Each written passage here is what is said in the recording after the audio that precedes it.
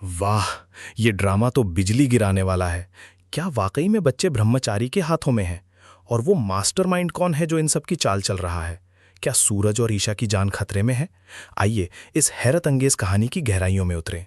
शुरुआत होती है एक सनसनीखेज सवाल से। पति ब्रह्मचारी, अब तक कितने बच्चे उठाए हैं तुम लोगों ने? ये सीधे सीधे बच्चों की तस्करी की ओर इशारा करता है। 2 तस्करों को पकड़ लिया गया है, लेकिन वे बोल नहीं रहे।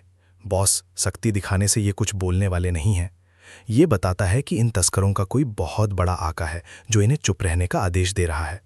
वे मीडिया को भी अंधेरे में रखने की कोशिश कर रहे हैं। मुझे पूरी डिटेल्स चाहिए। बॉस, जो शायद सूरज है, पूरी जानकारी चाहता है।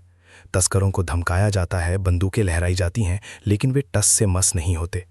बच्चों की तस्करी किसके कहने पे हो रही है और वो गैंग लीडर कौन है, हमें नहीं पता।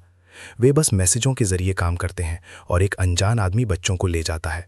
वो एक आदमी आता है, उन बच्चों को लेकर चला जाता है।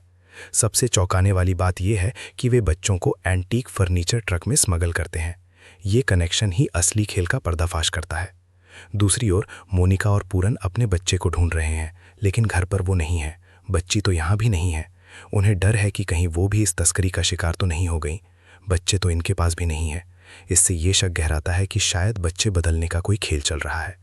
मिश्रा जी हाई अलर्ट जारी करते हैं। शहर में नाकाबंदी होती है और एंटीक दुकानों की तलाशी का आदेश दिया जाता है, क्योंकि ये लोग जहां पकड़े गए हैं वो मीका के स्कूल के पास का एरिया है।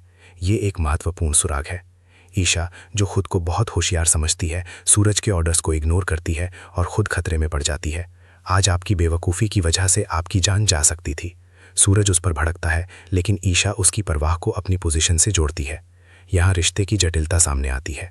सूरज के बॉस, जो शायद कलेक्टर ब्रह्मचारी है, ईशा को छुट्टी पर भेज देते हैं, लेकिन ईशा मानने को तैयार नहीं। जब नहीं चाहिए तो छुट्टी दे रहा है। खड़ूस अकड़ू पागल सन की ब्रह्मचारी। वो छिपकर काम करने का फैसला करती है। तस्करी का रैकेट बहुत बड़ा है और सूरज के हाथ कुछ तस्वीरें लगती हैं। वहीं पूरन और मोनिका सीधे टेम्पो को रोककर सामान चेक करते हैं और शक है कि वे बच्चों को ढूंढ रहे हैं। टेम्पो में लोड हुआ सामान बीच में नहीं खुलना चाहिए। ये बताता है कि सामान की सुरक्षा का सख्त आदेश है।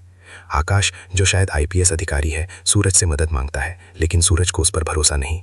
आकाश आज मुझसे हेल्प मांग रहा है, फिर भी बच्चों की जान बचाने के लिए वो लोकेशन भेजता है। सबसे बड़ा खुलासा तब होता है जब पता चलता है कि मोनिका और पूरन खुद बच्चों की तस्करी कर रहे हैं और वे अपने ही ड्राइवर को फंसाने की कोशिश करते हैं।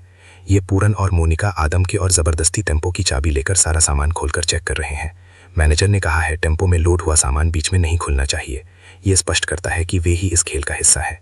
अंत में ये कहानी बच्चों की तस्करी, रिश्ते की उलझनों और धोखे का एक खतरनाक चाल बुनती है। क्या सूरज इन सब के पीछे के मास्टरमाइंड को पकड़ पाएगा?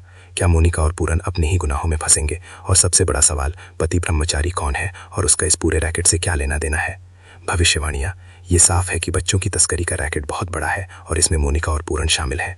हो सकता है कि पति ब्रह्मचारी कोई बड़ा अधिकारी या व्यापारी हो।